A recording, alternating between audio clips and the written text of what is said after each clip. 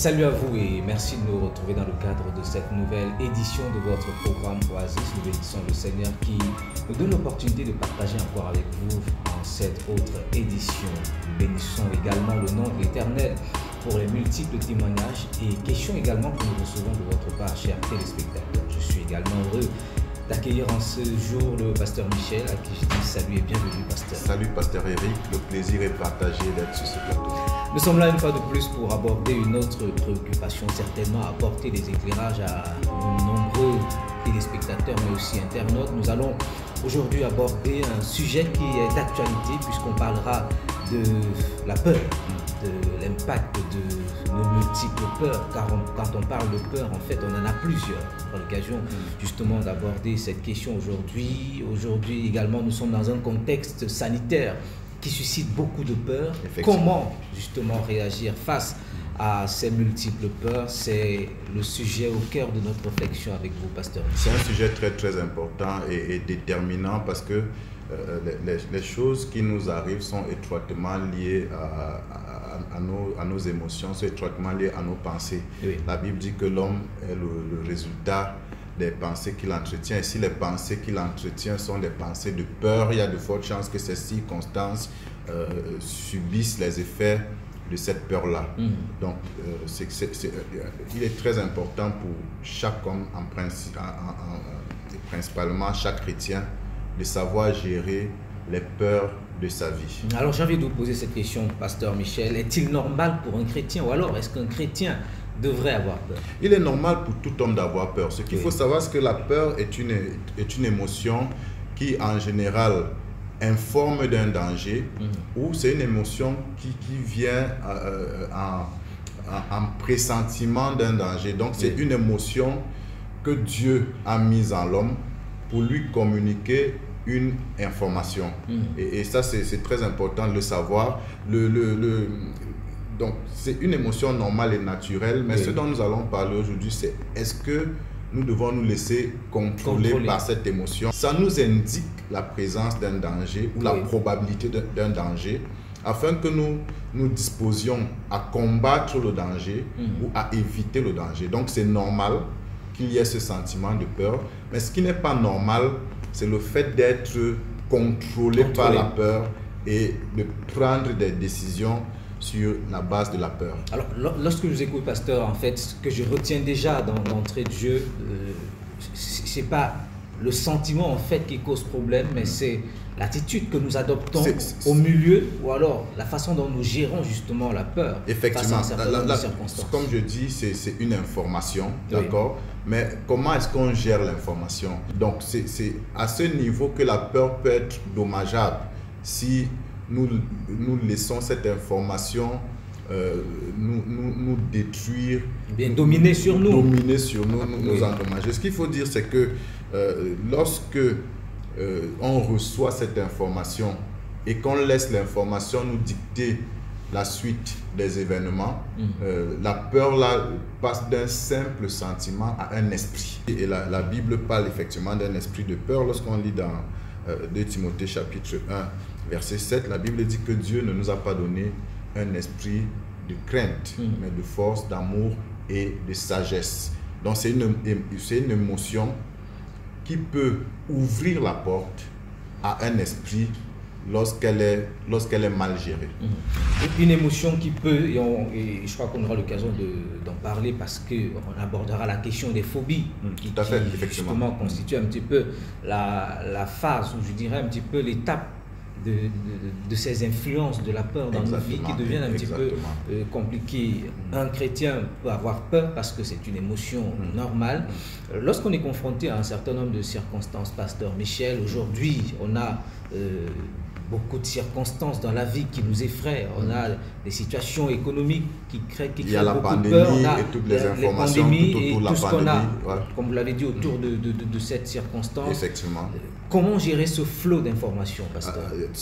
Vous avez bien fait de parler des phobies. Et là, ce qu'il faut dire, c'est que la phobie, c'est une extension de la peur et qui se manifeste par le fait que cette émotion qui était destinée à nous donner une simple information devient quelque chose qui nous caractérise, soit par rapport à un type de circonstance, soit par rapport à un type d'environnement, soit par rapport à des animaux, soit par rapport à des objets.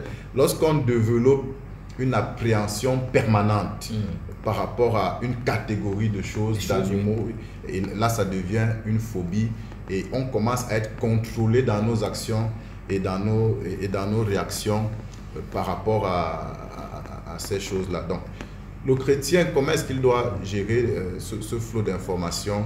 Le plus important pour le chrétien, c'est d'abord de savoir qu'il a en lui le Saint-Esprit qui sonde tout, même les profondeurs de Dieu. Ça veut dire quoi? Ça veut dire que derrière chaque information qu'il reçoit, chaque sujet d'actualité qu'il reçoit, chaque signal de danger qu'il reçoit, il y a une information céleste qui est cachée. Le chrétien doit en être conscient et pouvoir décoder cette information céleste. Nous pouvons recevoir une information légitime au sujet d'un danger, mais comment gérer ce danger? Cette information doit nous venir de Dieu. Et c'est là l'importance de la communication avec le Saint-Esprit. Lorsqu'on regarde l'exemple de David dans les Écritures, chaque fois que l'ennemi approchait, il y avait un signal d'un danger. Et ce signal-là, c'est effectivement le rôle que la peur joue. Mais ce n'est pas ce signal qui disait à David quoi faire. L'attitude adoptée. David disait toujours, monterai-je contre les Philistins, les livreras-tu entre mes mains?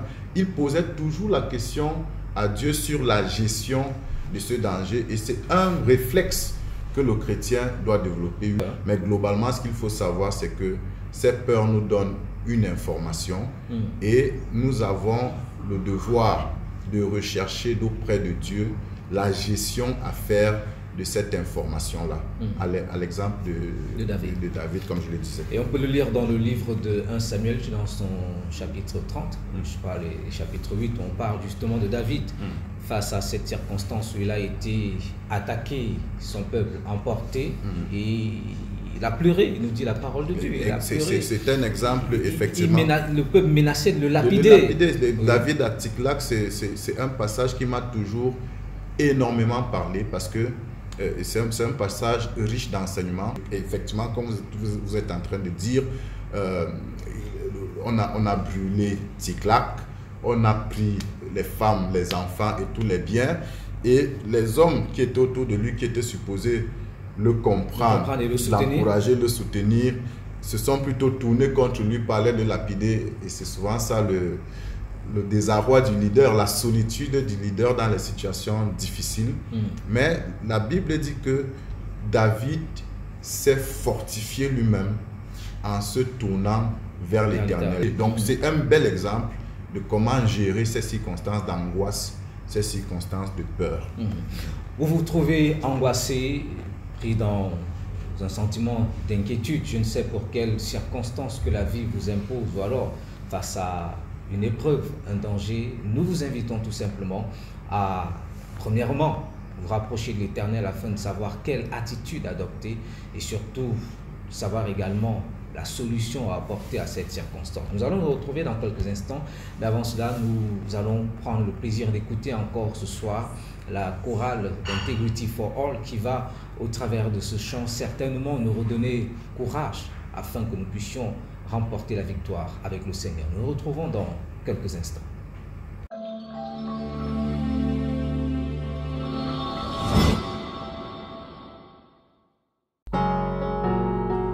À ceux qui ne comprennent pas le but de nos louanges, et très souvent pourquoi nous sautons, crions et même pleurons quand nous louons, laissez-moi vous dire que nous sommes une famille en Jésus-Christ. Et nous allons vous dire la raison pour laquelle nous chantons. Famille. Certains posent la question, pourquoi nous chantons en levant nos mains vers le ciel? Quelle est la vraie raison?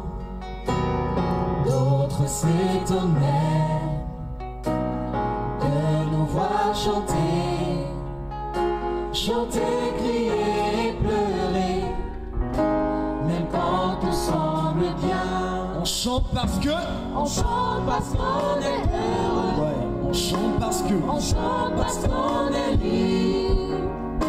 Son regard nous rassure, c'est la raison de nos chants. est-ce que tu peux dire avec moi gloire? Alléluia, Tu es la raison de mon chant. c'est la raison de Est-ce qu'on peut dire encore, certains posent? Certains posent la question, Oh gloire, pourquoi nous chantons? pourquoi nous chantons Quand nous levons les mains, en levant nos mains vers Jésus? oh, quelle est la vraie raison? Quelle est la vraie raison? Et puis d'autres s'étonnent même. D'autres s'étonnaient Oh gloire de nous voir chanter. de nous voir chanter, Et très souvent, et très souvent de pleurer, même quand tout va bien, même quand tout va très bien. ouais, on chante parce que, On chante parce qu'on est heureux, ouais, on chante parce que, on chante parce qu'on est je ne libre. sais comment il le fait, mais son regard, Son regard nous rassure, Jésus est la raison pour laquelle nous la chantons. raison de nos chants. Est-ce que tu peux dire avec moi gloire? Alléluia, Tu es la raison de mon c'est chant. la raison de nos chants. Oui, élève la voix et dis avec moi gloire. Alléluia, Tu es la raison de mon chant. la raison de nos chants. Oui, chante avec moi gloire. Alléluia, Nos louanges vont vers toi. nous louons vers toi. Oh gloire, alléluia. Alléluia, Tu es la raison de mon chant. c'est la raison de nos chants. Et quand le chant prend fin, Et quand le chant prend fin, nous disons tous Amen. nous disons tous Et Amen. dans ton cœur, continue de Dans chanter. ton cœur chante toujours, Et il enlèvera en toi. qu'il enlève ton chagrin. Et- yeah. Si le monde entier Yeah, te traite d'insensé. est insensé, Lève juste les mains et sois un témoin. lève les mains et sois un témoin. On les chante. En lui chantant ce beau chant, Et lorsque tu traverses lorsque tu traverses la rivière des épreuves, la rivière des mon ami, tu dois chanter ce chant à Jésus. dois chanter ce chant à Jésus, Celui en qui tu as cru. celui en qui tu as cru. Oh, et on chante parce que. On chante parce qu'on est heureux, Yeah, on chante parce que. on chante parce qu'on est Je libre. ne sais comment il le fait, mais son regard. Son regard nous rassure, Jésus est la raison pour laquelle je chante. raison de nos chants. Est-ce que tu peux dire avec moi gloire? Alléluia, Tu es la raison de mon chant. c'est la raison de nos Oui, lève la voix avec moi et dis gloire. gloire. Alléluia, Jésus est la raison de mon chant. c'est la raison de nos Et lève encore la voix avec moi et dis gloire. Alléluia, Seigneur, je t'offre mes louanges. louange vont vers toi. Gloire, alléluia. Alléluia, Tu es la raison de mon chant. c'est la raison de nos Oh oui, tu es la raison de mon chant, Jésus. c'est la raison de nos chants. L'agneau immolé à la croix. La raison de nos chants, Le lion de la tribu de... c'est la raison de nos chants. Oh oui, je t'aime, Jésus. C'est la raison de nos chants. Tu es la raison pour laquelle nous C'est chantons. la raison de nos Le seul et l'unique pour qui nous chantons. la raison de Oh oui, je t'aime, nous te chantons, Jésus. c'est la raison de Nos chants.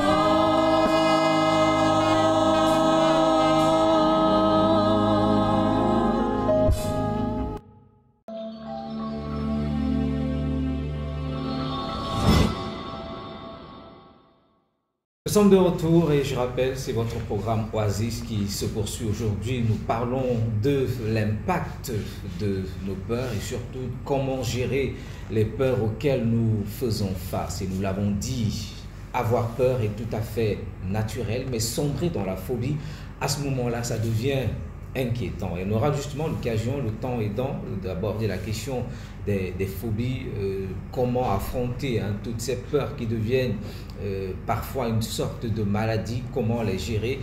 Pasteur, avant justement cette pause, on parlait de cette attitude qu'il faut adopter au milieu de la peur, mais précisément, vous l'avez dit, de manière concrète. Là, on était un petit peu dans les réalités bibliques, mais de manière concrète, lorsqu'on est confronté à la peur, par exemple la maladie, on est dans un contexte de pandémie, on a un flot d'informations que plusieurs ont reçu par rapport au mode de transmission de la maladie, par rapport aux dégâts que la maladie peut causer dans le corps, et on a des personnes qui ont commencé à développer un certain nombre d'attitudes face à une telle pression, face à une telle peur. Et ce qu'il faut dire, c'est que cette peur-là est une maladie en elle-même. Et il y a des gens qui se sont retrouvés à manifester des symptômes du coronavirus simplement par la peur. Oui. Donc, en décrivant les symptômes, on dit si vous avez mal à la gorge, dès qu'ils l'entendent, la gorge commence à faire mal. Si on dit si vous ne sentez plus, ils se mettent à se rendre compte un problème d'odorat, ils se rendent compte qu'ils ne sentent plus très bien et tout ça. Donc, il y a plusieurs maladies qui se manifestent même dans le physique, qui sont le résultat de la peur, et c'est important de le dire. J'ai dit précédemment que lorsque on se laisse agir par la peur, cette peur ouvre la porte du cœur à un esprit de peur. Oui. Là, vu sous cet angle, la peur ne sera plus qu'une simple émotion. Là, ça devient un esprit qui prend le contrôle, et c'est de ça que Job parle dans le livre de Job au chapitre 3, verset 25. Il dit: ce que je crains, c'est ce qui m'arrive.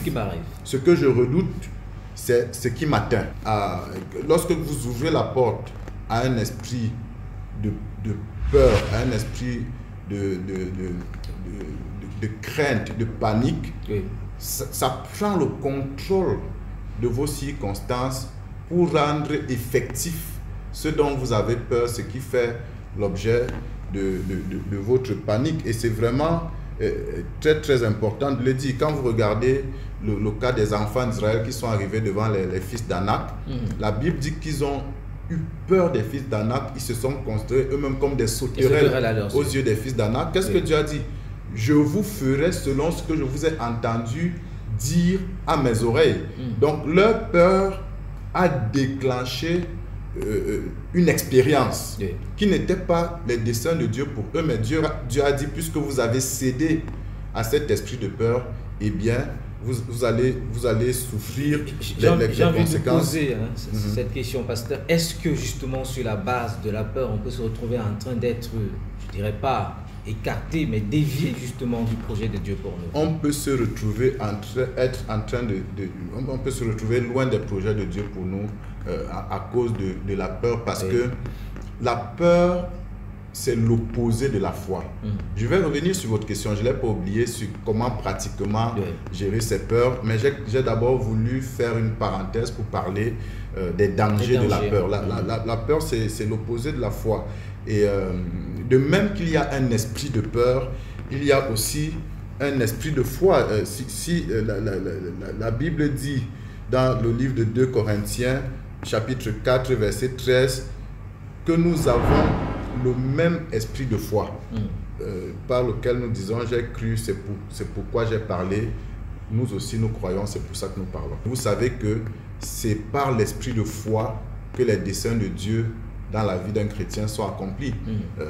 La foi, il est impossible d'être agréable à Dieu sans la foi. Le juste vivra par la foi. La vie de Dieu dans l'expérience d'un chrétien est rendue réelle à travers la foi qu'il manifeste. S'il cède plutôt ses émotions, ses pensées, sa décision à l'esprit de peur, il fait perdre du terrain à l'esprit de foi et il s'éloigne des desseins de Dieu. Ça, c'était pour répondre à votre question. Maintenant, pour revenir à votre question sur comment de manière concrète gérer ces peurs, je vais me permettre de faire une légère étude biblique rapidement sur le sujet. On va tirer du passage de Marc au chapitre 4. C'est l'exemple de Jésus avec ses disciples dans la barque, et l'exemple à travers lequel il leur a donné une leçon de gestion de la peur. La première chose, c'est que le verset Matthieu chapitre 4 à partir du verset 35, la Bible dit: ce même jour, sur le soir, Jésus leur dit: passons à l'autre bord. La première chose pour gérer les circonstances de peur, c'est de savoir que même si c'est Jésus qui t'a dit allons à l'autre bord, ça n'exclut pas qu'il y ait du danger. Et ça n'exclut pas que tu reçoives des signaux de danger. Donc l'erreur que l'on fait généralement dans des situations de peur, c'est que on a le sentiment d'avoir été abandonné par Dieu, d'avoir été lâché par Dieu. Or, il y a eu un danger dans cette circonstance, malgré le fait que l'instruction a été donnée par Jésus. L'instruction a été donnée par Jésus et elle a été donnée à la première personne du pluriel. Ça veut dire que Jésus lui-même était dans cette instruction. Donc, la première chose, le premier élément fondamental dans la gestion des différentes peurs que l'on peut rencontrer, c'est l'assurance que Jésus est avec moi dans cette circonstance par laquelle je suis en train de passer. C'est pour ça que David pouvait dire, lorsque je passe par la vallée de l'ombre de la mort, je ne crains aucun mal.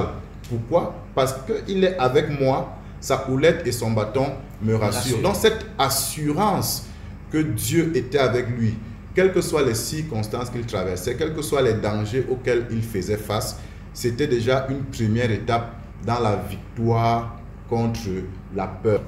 Après, l'autre chose qui me marque, c'est que Jésus, il est entré dans la barque avec les disciples et il a choisi l'arrière de la barque.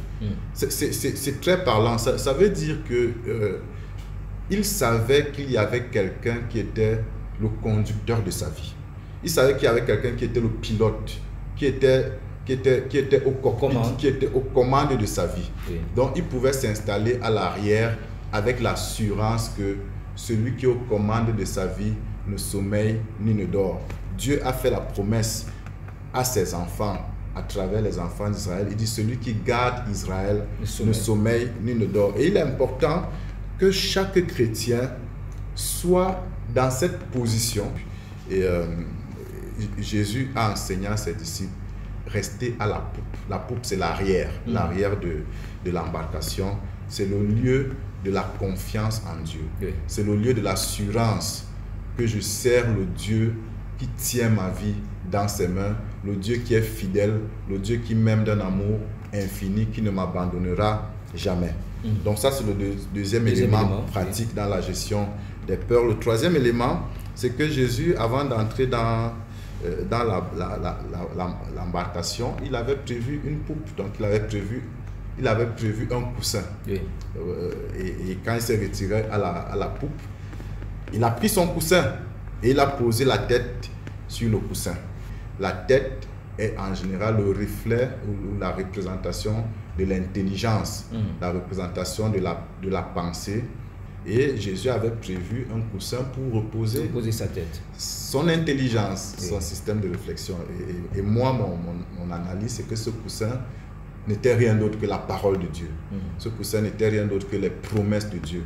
Ce coussin n'était rien d'autre que la réalité selon laquelle Dieu qui m'a dit « allons à l'autre bord » me conduira à l'autre bord. Ce n'était rien d'autre que la conviction selon laquelle le Dieu qui est en moi est plus fort que celui qui est dans le monde. Donc, le chrétien qui a sa pensée, son intelligence noyée dans la parole de Dieu, tirera d'elle le coussin dont il a besoin pour reposer son intelligence, pour reposer sa pensée au milieu de la tempête, au milieu du danger. Et ça, c'est d'une importance capitale. Donc, Jésus avait prévu ce coussin-là. C'est un coussin de repos. Et quand il a posé sa tête sur le coussin, il s'est endormi en guise de repos. Et il est important que le chrétien sache que le repos lui est réservé. Jésus-Christ, par sa mort sur la croix, a acquis pour chaque chrétien le repos qui a été symbolisé dans l'Ancien Testament par le repos du sabbat. Le sabbat, pour le chrétien, ce n'est pas un jour de la semaine. Le sabbat, pour le chrétien, c'est un état d'esprit qui est fondé sur l'espérance en l'accomplissement des promesses divines. C'est pour ça que l'apôtre Paul disait que même si notre homme extérieur se détruit, notre homme intérieur se renouvelle chaque jour. C'est pourquoi nous ne perdons pas courage, parce que nous regardons non à ce qui est visible, mais à ce qui est invisible. Car les choses visibles sont passagères et les choses visibles sont éternelles. Ces choses invisibles-là, ce n'est rien d'autre que les promesses de la parole de Dieu. Ce n'est rien d'autre que les garanties que Dieu nous donne par rapport à l'accomplissement de ses desseins pour nous. Et c'est ça l'espérance. L'espérance est capitale dans la gestion de la peur. L'espérance est capitale dans la gestion du danger. Parce que le diable veut que tu réagisses par rapport à la circonstance présente, par rapport à ce que tu vois aujourd'hui. Mais si ton cœur est rempli d'espérance, tu vas voir au-delà de ce qui se présente à toi aujourd'hui et tu ne perdras pas courage. Et le dernier point dans la gestion des peurs que le Seigneur nous enseigne ici, quand les disciples l'ont réveillé, c'est qu'il a fait usage de son autorité. Oui. La Bible dit qu'il a menacé le vent et il a dit à la mer, silence, tais-toi. Et le vent cessa. Donc il est important que le chrétien sache que face à ces situations de danger, il a une pleine autorité. Oui. La Bible dit que Dieu nous a donné le pouvoir de marcher sur les serpents, sur les scorpions et sur toute la puissance de l'ennemi, et rien, et je réitère, rien ne pourra nous nuire. Oui. Donc, nous n'avons pas à craindre le danger et à céder à la panique, alors que nous avons en nous l'autorité qui nous permet d'écraser la tête du serpent qui est à l'origine de cette panique-là. Et les circonstances telles que ce vent-là, parce que la Bible dit que ce n'est que lorsque Jésus a dit « silence, tais-toi » que le vent cessa. Arrêté, oui. Donc le vent aurait continué, malgré la présence de Jésus dans la barque, s'il n'y avait pas eu une parole d'autorité, s'il n'y avait pas eu l'exercice d'autorité. Les chrétiens se seraient plaints en disant « mais Jésus était dans ma vie, Jésus est dans mes circonstances, mais pourquoi cette circonstance ne s'arrête pas ?» Il y a des circonstances qui ne vont changer que lorsque le chrétien va devenir conscient de sa position d'autorité, et lorsqu'il va libérer une parole d'autorité. À la création, la terre était informe et vide, et l'Esprit de Dieu se mouvait au-dessus des eaux. Mais il a fallu qu'une parole créatrice d'autorité soit libérée pour que la lumière voie le jour. Et Dieu a dit que la lumière soit, et la lumière fut. Pasteur Michel, faut-il attendre qu'on soit confronté aux circonstances pour justement réagir face à la peur, ou il faut apprendre à anticiper? Parce qu'on a le sentiment en fait que les disciples ont réagi, ont voulu réagir là à l'instant, mais ils n'avaient pas tous les éléments utiles pour faire face à la peur. Et c'est pour ça que cet exemple du Seigneur Jésus est très édifiant pour nous, parce que on voit bien que Jésus-Christ, lui, il a préparé la circonstance. Parce que beaucoup de chrétiens, justement, ont le sentiment que c'est face à la circonstance, face à la peur, qu'il faut commencer à voir qu'est-ce qu'on peut faire. Effectivement, parlant de cet exemple de Jésus, il n'a pas attendu la circonstance. Quand il allait se placer à l'arrière de la poupe, il n'y avait pas encore de tourbillon, il n'y avait pas encore de vent.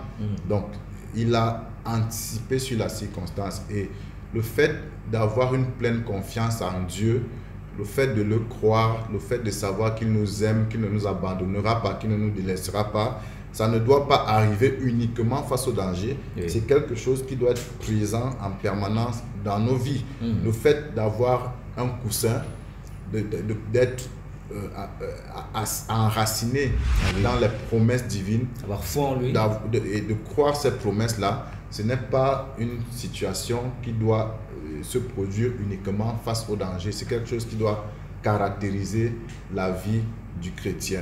Donc le danger, la gestion du danger se prépare avant le danger.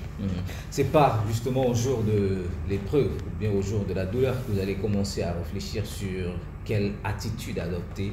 C'est maintenant, et c'est justement l'objectif de ce programme, vous aider à vous préparer chaque jour à faire face aux multiples circonstances que la vie pourrait vous imposer et pourrait, pourquoi pas, vous plonger dans une certaine peur. Pasteur Michel, nous sommes pratiquement au terme de cette autre édition, mais nous voulons prier car il y a nombreux qui en ce jour nous regardent, et nous l'avons dit, face à cette pandémie, face à toutes les circonstances que la vie nous impose, nombreux sont confrontés à la peur. Qu'est-ce qu'on leur dit? Et nous allons prier avec eux, pasteur. Avant de prier, je voudrais leur dire le passage de ce que Pierre a dit dans le livre de 1 Pierre chapitre 5, versets 8 à 9. Soyez sobres, veillez. Votre adversaire, le diable, rôde comme un lion rugissant, cherchant qui il dévorera. Résistez-lui avec une foi ferme, sachant que les mêmes souffrances sont imposées à vos frères dans le monde. Et l'apôtre Jacques dit dans le livre de Jacques chapitre 4 verset 7, Soumettez-vous donc à Dieu, résistez au diable et il fuira loin de vous. Quand on met ces deux passages ensemble, on voit de quel type de lion il s'agit. Quand l'apôtre Pierre parle du lion rugissant, Jacques nous révèle que c'est un lion qui fuit. Donc ce n'est pas le véritable lion. Le seul et véritable lion, c'est le lion de la tribu de Juda, notre Seigneur Jésus-Christ. Mais l'apôtre Pierre dit, résistez-lui avec une foi ferme. Donc je voudrais dire à nos téléspectateurs, à nos internautes, résistez au diable avec une foi ferme. Une foi ferme en Dieu et en sa personne et non en nos circonstances et non en notre expérience. Résistez au diable en une foi ferme en sa parole, parce que c'est sa parole qui est immuable, c'est sa parole qui ne change pas. Résistez-lui avec une foi ferme en sa capacité de changer nos circonstances de pleurs en circonstances de joie, en sa capacité d'écraser celui qui suscite la peur. Résistez au diable, soumettez-vous à Dieu et le diable fuira loin de vous. Je voudrais prier avec vous, avec votre permission, Pasteur Eric, dans un premier temps pour vous conduire à vous soumettre à Dieu, comme l'apôtre Jacques le recommande, et dans un deuxième temps pour vous conduire à résister au diable dans ces circonstances de peur dans lesquelles vous vous trouvez en ce moment. Je vais vous inviter à répéter cette prière de foi après moi. Seigneur Jésus-Christ, je viens à toi ce jour pour reconnaître que je suis un pécheur insoumis à ta personne et insoumis à ta parole. Je te prie de pardonner mon indépendance, mes iniquités, mes péchés. Par ton sang précieux, lave-moi et purifie-moi. Par ta grâce, efface mes péchés. Fais de moi un enfant de Dieu. Donne-moi un cœur nouveau. Donne-moi un cœur soumis à ta volonté. Tiens-moi par la main et conduis-moi sur les sentiers de la justice jusqu'à ce que tu reviennes me chercher. Et en ton nom, Seigneur Jésus-Christ, en ce jour, je renonce au diable. Je renonce à me soumettre à lui. Je renonce à ses dictates dans ma vie. Et je proclame que je ne suis plus un esclave du diable. Je ne suis plus un esclave de Satan. Et mes pensées ne seront plus soumises à ces rugissements qui sont faux et à ces intimidations. Parce que j'appartiens à Jésus. Au nom de Jésus-Christ. Amen. Amen. Et nous bénissons le Seigneur parce que nous avons cette assurance que face aux défis, face aux épreuves et surtout face à la douleur que la vie pourrait vous imposer, vous serez fort et vous aurez la capacité de faire face à la peur. Retenez le plus important, ce n'est pas la peur que vous ressentez, mais c'est votre capacité justement à l'affronter. N'attendez pas être face à la peur pour pouvoir réagir, mais commencez à vous préparer dès maintenant. Et nous avons donné suffisamment d'armes qui vous seront utiles. Et si vous avez des questions, ne manquez pas de les envoyer via les différents canaux. Je voudrais insister, Pasteur Eric, pour terminer l'émission, c'est que la peur, c'est la méthode de gouvernement du diable. Jésus a dit dans les nations, les rois les tyrannisent. Et le chrétien ne devrait pas céder à l'intimidation de la peur. Et Jésus-Christ a déjà vaincu le diable pour qu'il ne soit plus esclave de la peur. Voilà, je dirais une mention importante parce qu'on pourrait l'oublier. On pourrait croire que nous sommes en train de combattre la peur, mais en fait, quelqu'un a vaincu déjà la peur pour nous et nous devons tout simplement, vous l'avez dit, manifester cette nature que nous avons reçue. Vous avez des questions, nous serons heureux de les recevoir et nous vous apporterons des réponses. Pasteur Michel, on va dire merci. Merci, Pasteur Eric, c'est un plaisir de servir. On se retrouve la semaine prochaine, Dieu aidant, pour un autre rendez-vous. Que le Seigneur vous bénisse. Oasis, top et fin. Shalom. Shalom.